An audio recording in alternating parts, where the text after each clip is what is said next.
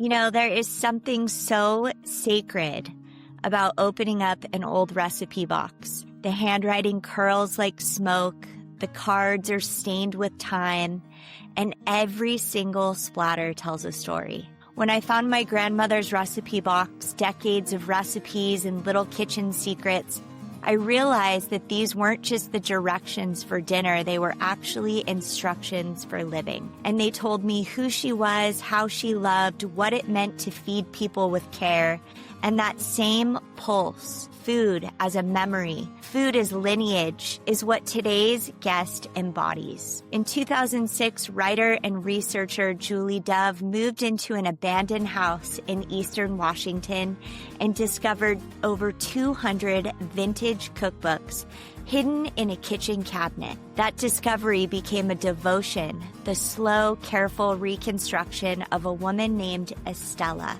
No children, no memoir, no public record, just a life inscribed in recipes, clippings, and the gatherings that she hosted. On her Substack, A Sense of Occasion, Julie cooks through Estella's world and invites us to notice our own. The grease-softened pages, the penciled notes, and the way that a kitchen becomes an archive. This is the heart of the real food movement, remembering how to nourish each other with honesty, seasonality, and joy. So pour some tea, maybe crack open your own family recipes, and settle in, because today we are going to talk about legacy, hospitality, and the quiet of a well-used kitchen. We're going to talk about how food binds us across time and why the stories that we keep at the back of the drawer might be the ones that we need the most. Julie, I want to welcome you. Thank you so much for being here. Thank you for having me, Molly. Tell us a little bit about what it was like, if you can remember, just stepping back into 2006, what your life looked like back then, and stepping foot for the first time into an old rickety house and finding those recipe books. Well, thank you for inviting me to tell this story and share what I've learned. Back in 2006, I was running a cafe, and I was the principal baker, scheduler, everything, as an owner of a cafe might be. I co-owned it with my then boyfriend, who was a chef, and we moved into this house. We'd been living on the family farm, which was about 30 minutes to an hour down dirt roads from the town. We moved into town for the winter. It wasn't what I would have called an ideal situation, because when we moved into the house, it was full of other people's belongings as well as trash and things like that. So as we, it was a little disheartening, because I thought, okay, we'll just move into this townhouse, which was really, the house in town, old family house. So we started cleaning it out and got it livable. And as we did, I kept finding things, a little rain boots, photo hat. There were under the layers of things that had gathered in that house, people just storing things, was a life that hadn't been removed after the person died. And the pantry was full of jars of canned goods from years, prior. And then in the kitchen had dishes in the cabinets and things like that. But it was like, it was sort of like a ghost presence in the house, and not an unfriendly one, but there was something there. But I was very busy, very stressed with, we're running the restaurant, and didn't take a whole lot of time to discover, who it was who had lived there. And then when I was cleaning the kitchen and I'm down on the scrubbing the cabinets, I found this cabinet that was sort of tucked around the side of the counter. And in there was all of these recipe booklets. And they were dated from about 1900 to, I think it's the earliest one, and then up through the 60s. And of course, my heart was like, oh, this was a collection, and whose was this? And I also thought, like, what's the value, from like an Antiques Roadshow kind of idea. These are artifacts and they seem valuable. So I saved them. And it wasn't until later that I really started digging through the history of them, and then the history of their owner, which brought me to Estella. And I had asked, actually, when we were living there, if anybody knew who lived there and the people, and no one really remembered her or her husband. That kind of pulled at my heartstrings too, as I started diving more into who she was and what she did, and how she lived her life. That question of who remembers us when we're gone, if we don't have the traditional markers of legacy like children or fame or fortune. It was also that connection to who remembers me when we're gone. How did you embark on the path of discovering her? What sort of things did you do? Because I know that you are putting the pieces together of her life. And I'm sure a little bit of it is your own imagination in imagining how she lived, what she was like. But were you able to meet people in the town, go to the old library and find Yeah, things? I started with finding her gravesite, and that is in the town where we were living in Garfield. And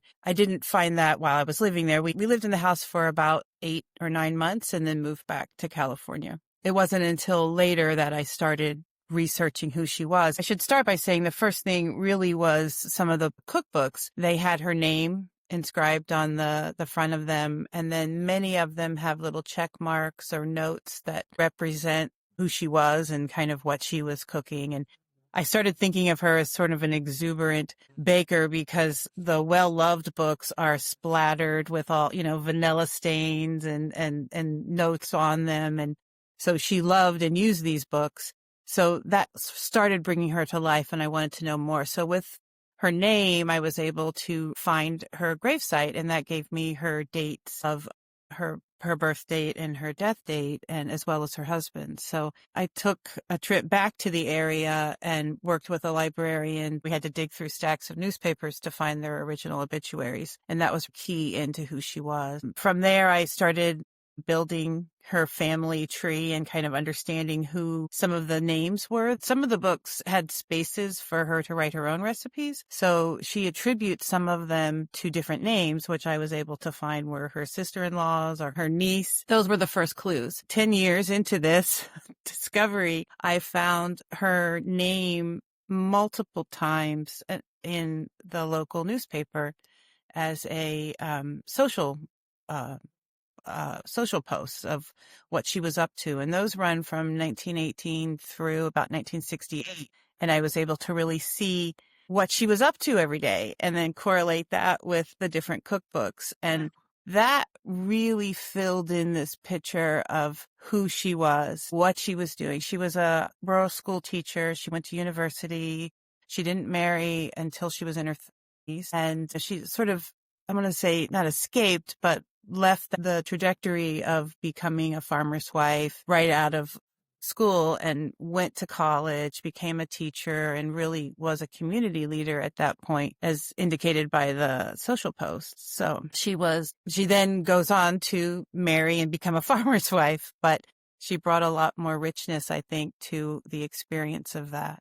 And then her later life, post-World War II was really about her social clubs and hosting them and making different recipes for that. Wow. Yeah, I could go on and on about Estella and everything I've learned.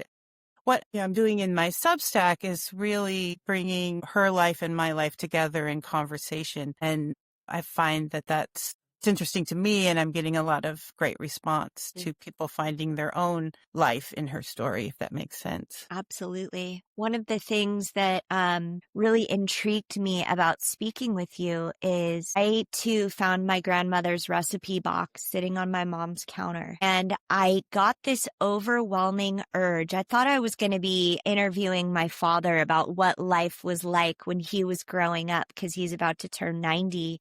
Wow. Somehow I got onto this little tangent, and I started discovering information about my grandmother who I had never met. And I discovered that she loved cooking. She loved homemaking, all of the things that I love right now. We were born on the same day, yet many years apart. So as I started embarking on this journey of discovery, I felt like I was tapping into, a spirit of some sort. And it was just so exciting to step into the past. And so I just loved reading about your discoveries and your correlations between your life and her life. I particularly love this little story that you give. And again, it reminds me so much of my own discoveries. You just told a simple story about aprons and how the aprons that you wear hold such meaning in your life. And like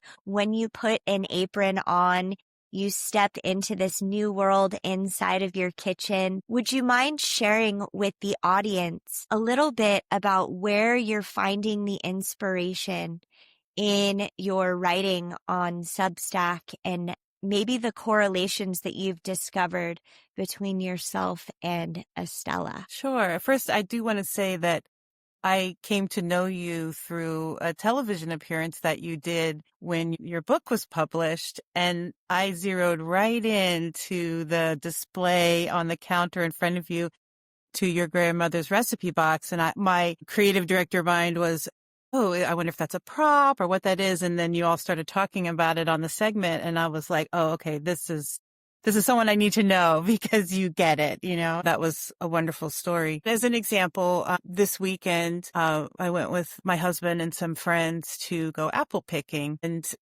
we planned this a few months ago, and it's about a 2.5 hour drive from. And as I was getting ready and thinking about how this might be something that I could write about, I knew Estella had several apple cookbooks. I reread some of the social posts, and there was one that said, and this was October 1925, so 100 years ago this month, Estella and her husband had just come home from 6 weeks of apple picking her uncle's apple orchard. It's about the middle of the state of Washington, so it was a good day's train ride from where they were. So she had spent time there, and I imagined her maybe not picking the apples, but certainly feeding the workers and being part of that kitchen crew. So that really gave me a little bit of chills that, 100 years apart, we're working in the apple orchards. Of course, my experience is quite different. I'm doing it for fun and pleasure, and hers was about supporting family, and hopefully there was also fun, in that big gathering of family and friends to harvest.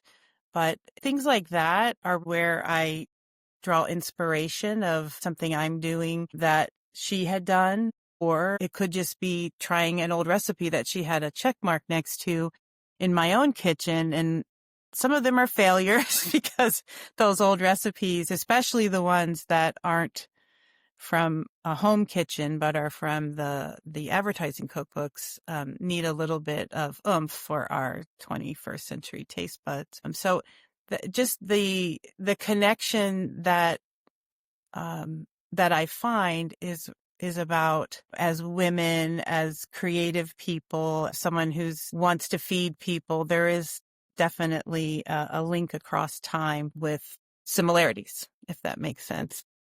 Absolutely. What kind of people have you been able to connect with over the years as you have started to uncover these stories of Estella? Have you been able to connect with people that are also doing research, maybe for people that have passed and are doing something similar? Absolutely. There's this group on Substack that's run by Robin Stewart called Gen Club. Through there, I've met a lot of genealogists who are approaching storytelling through food and through their family recipes. And it's a wide, deep variety of storytelling there that I find inspiration from, and who they've sort of taken me into their fold. Like, we want to know more about your story. And so that's been really exciting to find that group. I wouldn't consider myself a genealogist, but I definitely am interested in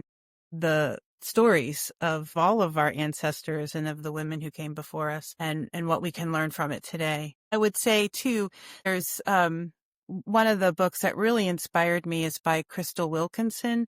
It came out last year, 2024, called Praise Song for the Kitchen Ghosts. And it is the story of her ancestors who come to her through the recipes that she cooks. She's a professor of literature in Appalachia, and she's just amazing writer. But that really moved me, that the way we can tell stories through old recipes. And there was another book that was just published by, I think it's Rosie Grant, called To Die For. It's about gravestone recipes. So these are recipes that were on people's grave memorials. I've connected with her a bit. I think it's universal, taking a family recipe and cooking it in your own kitchen can connect us across time, as you said. Absolutely. My gosh. I have found that to be so true. It's really inspirational. And I'm fascinated by pulling as much wisdom as I can from our elders, documenting it so that we can share it with the next generation, because it is so fast that these stories and this history gets lost in the shuffle. I think that was what drew me to Estella's story, was the fact that nobody remembered her. And as the more I researched her, it really made me sad that here's this person who lived this amazing life, and there was really no record of that. But now Estella really, to me, is that muse, or that reminder that it isn't about necessarily who remembers us, but in living and creating that legacy every day. So it's the moments that we're making with our family and friends now. It's the picking apples and getting all muddy because I fell down, with my friends' kids. Like, that's creating a legacy and a memory for them. And just with my niece and nephews, that we're building something just by being with them. And it doesn't necessarily what I leave them, but what we create every day.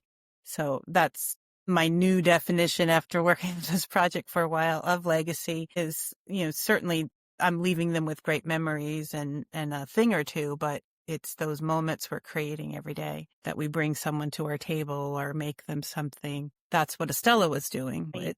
It, It's alchemy in the kitchen. She was a social butterfly, which I just find so endearing.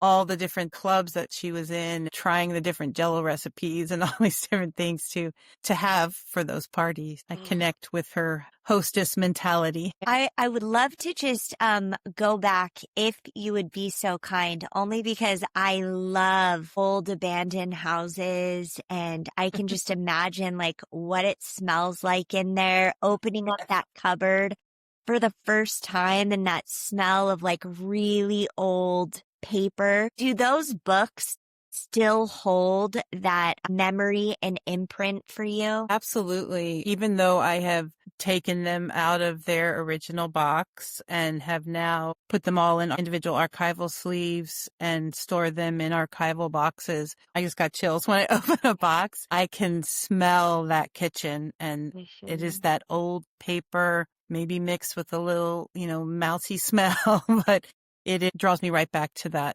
space in that house.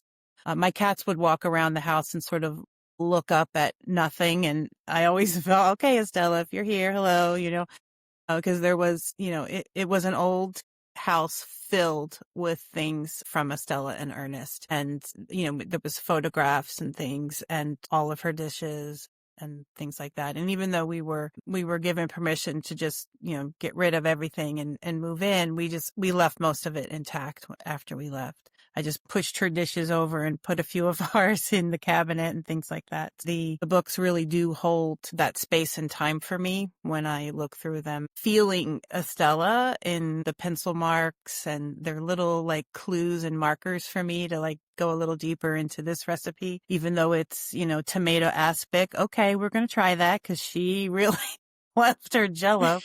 But you can just see her mind working. There's doubled recipes, tripled recipes, which I imagine she was making these pies for the ranch hands when they were doing harvest there on the farm. There's a story that you tell about a lady that comes and plops down on a stool at your cafe. Yeah, Eva May. And she was 82 or in her 80s, and she just demanded that she was going to make some pies for you. The older that you get, do you find that you are gravitating towards the wisdom of your elders and trying to soak up as much information from them as possible?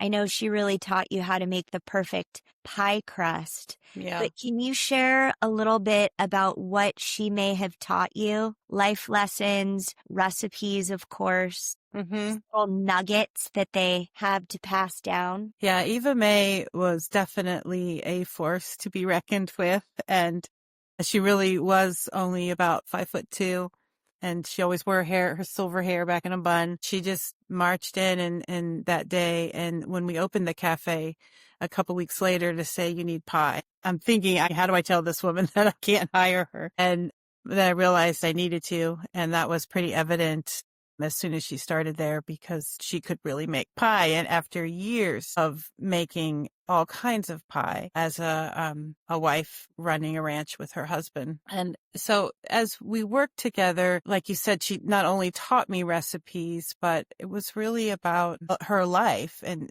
she invited me out to the ranch a couple times, and we would just sit and, drink tea, and she would tell me about her life on the farm and what it was like to run a harvest. And her husband had passed away a few years earlier, and there was a lot of sadness there about that loss and how she was handling it. She was a very practical person, and yet she was very connected to the stories of her life and how they could bring meaning to my life, guiding me without telling. I saw her a few years after I had left that area, and the chef and I were no longer a thing. She said to me, I just wanted to tell you that was not your person, but you were just so wanting to make it work. She saw what I couldn't see at the time, but she also reserved that to herself until later when I figured it out on my own. I treasure now all her recipe cards that she wrote out for me when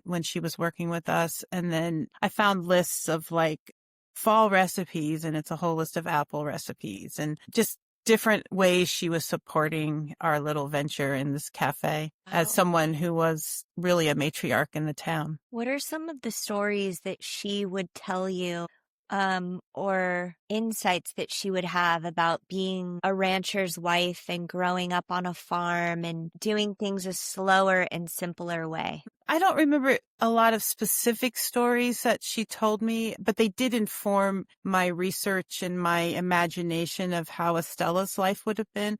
Estella was, I think, about 40 or 50 years older than Eva May. When it was harvest time, how the community came together. Her husband had one of the first automated threshers there. It was something automated for the field where you didn't have to pull all the mules across the wheat fields.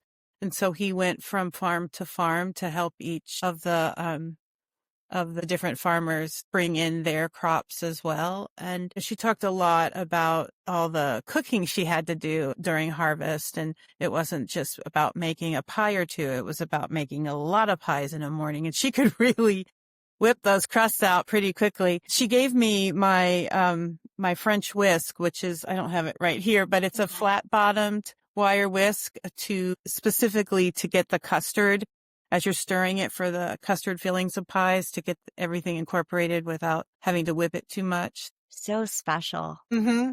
What are you doing right now? Are you still immersed in the cooking industry? Are you focused on your writing and your research? I left a career as a creative director in the retail field and have been blessed with some time now to really focus on writing and telling this story. I've taken a lot of classes. There's a wonderful store here in Oakland called Preserved, and they're really dedicated to the old ways of preserving food, whether it's, from kimchi or canning or making sourdough bread. They stock everything to do that and also do workshops. So I've been taking a lot of their courses just to connect. I did some canning classes with them this summer, and I know how to can, and I've done it before, but it was really great to take it on canning from Estella's perspective. Like this community canning is really the legacy in the farming community, is that you work as a family group to do these big batches of canning. So I wanted to can with other people and see what that was like. And I did write a little bit about it. I've really had the luxury of time lately to explore the story more and kind of get it off the ground, if you will, in terms of writing about it. I've been collecting bits and researching, and I've built a whole database around the cookbooks, but it was really time to start talking out loud about it and writing about it. So that's what I've been able to do this year. That's beautiful. And you're in the process of hopefully writing a book or gathering all of your information to start that book? Through the different classes I've taken, I've met agents and some have expressed interest in the project. So I am working on the story and what the book could be about, because I don't think it's a straight cookbook, but it's really an invitation to readers to, Estella, as I was saying, as a muse, as an inspiration to bring the legacy to our table. So it's updating her recipes to a modern kitchen, because in some of them, as you may have found with your grandmother's recipes, they might need a little oomph of spice, or like maybe we're not going to use lard as much. Let's try it with butter, or shortening as much. Let's try it with butter. It's a fun project to be pursuing, and we'll see what comes from that. If you get into the publishing conversation, there is so much talking with experts and reading about how hard it is to get a book published, particularly a cookbook. I hear it and I understand it and I embody it. And yet I know this story needs to be told. So I'm just pushing forward with what I can and what I know. Absolutely. One of the things that I've really enjoyed, because I too am still working on the story of my grandmother's legacy, putting all of the pieces together. I mean, it's not a fast process by any means, but what I have discovered is that through my writing, it has taken on a life of its own. And there is a story that needs to be told through my grandmother's voice. And I assume that Estella is really stepping into your work and she is leading the way. And who knows where it's going to take you, but the story does need to be told and it will unfold as it's meant to. 100% agree with you. And as I've worked on the table of contents and chapter summaries, it has evolved. The view of the book, the purpose of the book, from being a straight telling of recipes and chronologically her life, to kind of dipping into the lessons that I've learned as I've been studying it. And then there's lots of Jell-O. Yeah. Absolutely. A sign of the times, right? Yeah, it gets a bad rap, but I think that, in terms of like kitschy nostalgia kind of recipes with peas and carrots suspended in some kind of Jell-O, as I made some of her favorite Jell-O recipes, I really had to marvel at the wonder of being able to take a powder, mix it with some warm water, fiddle with the setting time, suspend things in it, flip it out, and have this like impressive looking dessert for your women's luncheon that you're having. Economically, it was pretty easy to do. Yes, it went down to our palate unsavory looking routes. And yet I made this princess pudding. It was delicious. It's full of sugar and all those things. It's not really what we eat, but as a special moment for this party we were having, it really was a hit. It's whipped Jell-O with bits of clear raspberry Jell-O and cake bits all in it. And it was impressive. Wow. So anyway, I'm exploring her different Jell-O recipes. I am so inspired by what you're doing.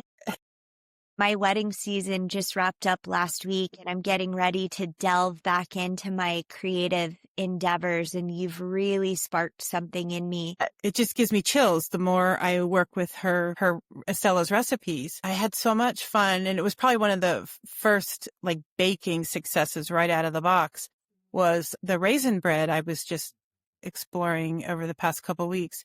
And it's a soda bread, which at first I didn't quite understand that that's what I was making.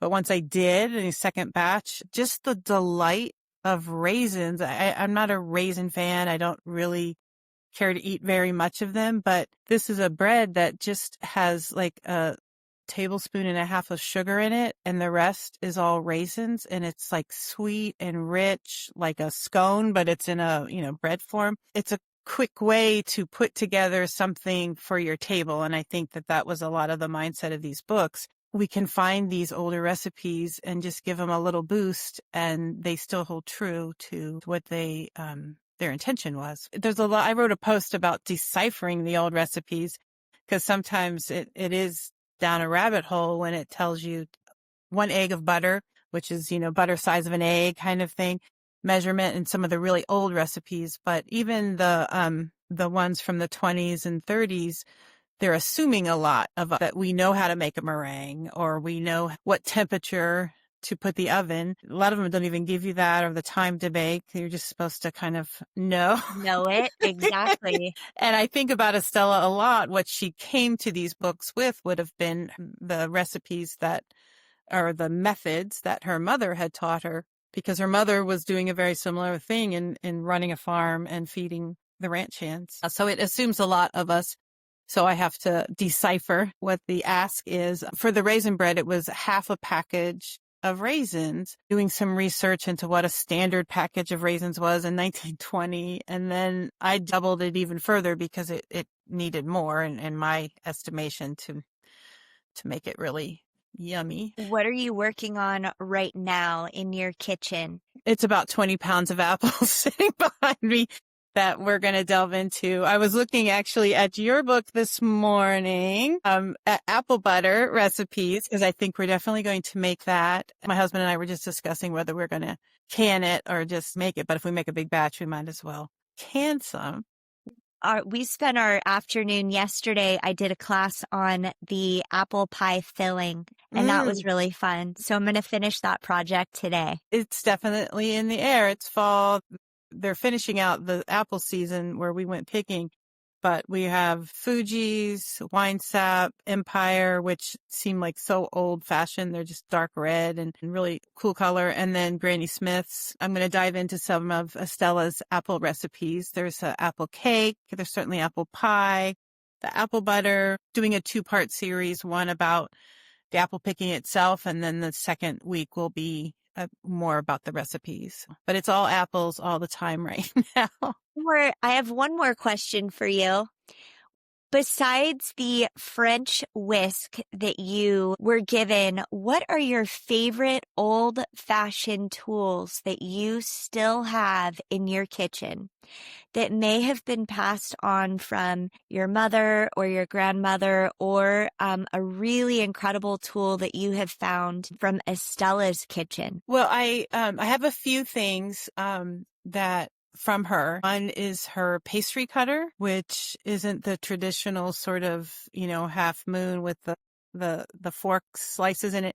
I think I included a picture of it on one of the posts I did. It's a vintage pastry cutter. And then I have a spoon that for the longest time I couldn't figure out. It's like a ladle, like what it is, because it's egg shaped. And then I realized, I'm canning with this. Yes, totally. It was an odd shape to me. And I was like, well, am I pulling eggs out of boiling water? No, I am pouring those canned goods into the jars. So I have that from her. And I also have a few of her teacups. So those are treasured to me too. You've just inspired me so much. And what I realize is that the work that you're doing is so needed.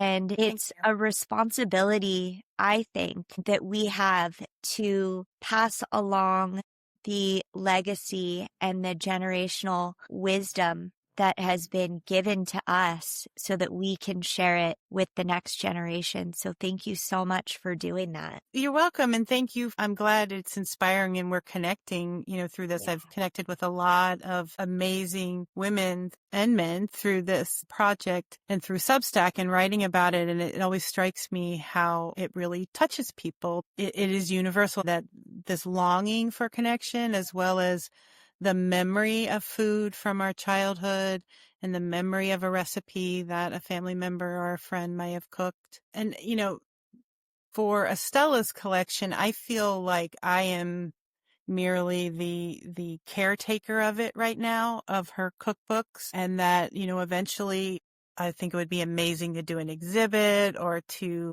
donate them to a library, because they are such a repository of a time, a time capsule, if you will, of that certain eras. And they go from pre-World War I all the way to the 70s. So it is a wide span of Americana, really, but it's also the legacy of one woman and what her life, this ordinary woman who, like many other ordinary women, were not remembered for what they did. It holds that as well. I feel like I'm the steward of it, not necessarily the owner of anything that she's done. I'm so excited to share the gift that I received from her with everyone. It is something that I could not let go of. It just kept pulling me in further and further, and now it's kind of just what I do.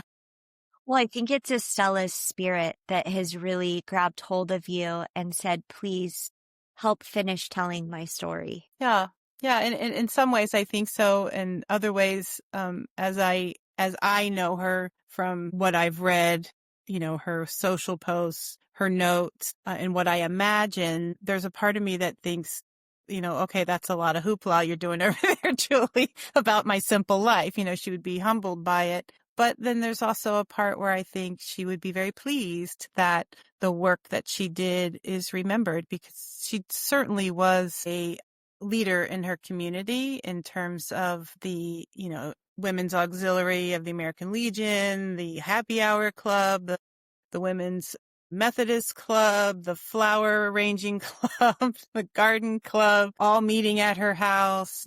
She's worth remembering. I think that is something that we have lost, the connection in the community. And I do see small community groups starting to pop back up. We've already seen it happening online, but I do think that it's going to start happening again in person. Yeah. These little groups of similar interests that people had. That's why I enjoy going to the different, hands-on classes. We're connecting with people, that we normally wouldn't. And I do think that's lost in a way as we grow up. You have to build your own community. Legacy isn't always about our grandmother or our children. It can be a best friend's, grandmother, or someone who had an influence over your life. And as our families are all different, people have different definitions of what their family is. And we bring all those memories with us, and doesn't necessarily have to be ancestral lineage that you carry with you. It's a rich topic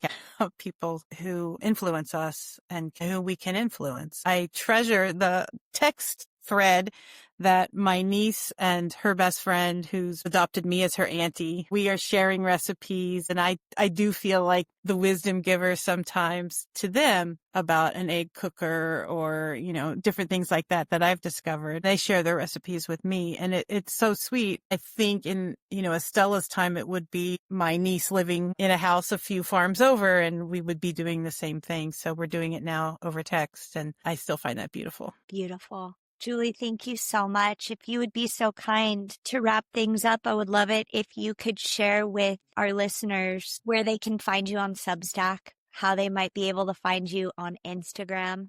The Substack is called A Sense of Occasion, which is a term that my mother used to bring a bit of oomph to everyday occasion, whether it was a celebratory cake at the end of the school year, or just special napkins, or the way she cut the tomatoes. She wasn't a fancy person, but she loved to have a sense of occasion. And I find that same spirit in Estella. She was creating something, whether it was out of Jell-O or out of flour and butter, for her community. And on Instagram, I'm just Julie Z Dove. I post occasionally, more often on Substack, though, every week. I would love to share recipes. Maybe we can do some sort of a collaboration together and build some community around that. I would love that, Molly. You're really great at connecting people and bringing people together, and we definitely need that. And the more we do that, the more I think we find our common ground with strangers. And I think it's a wonderful thing, because everyone likes to share their favorite recipe or taste yours. And so we can come together around the table that way.